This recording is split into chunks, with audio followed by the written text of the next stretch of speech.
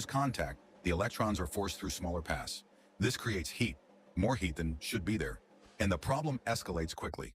Within weeks, the phone shuts down permanently.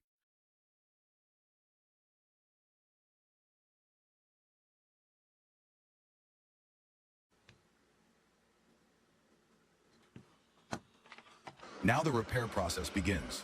First, we remove the resin that covers the circuit area. This resin, supposedly designed to protect against humidity, thermal stress, and electromagnetic interference, acts like an oven that traps heat. Using a hot air station at 150 degrees Celsius, we remove this protective layer. It's ironic. What's meant to protect the circuit ends up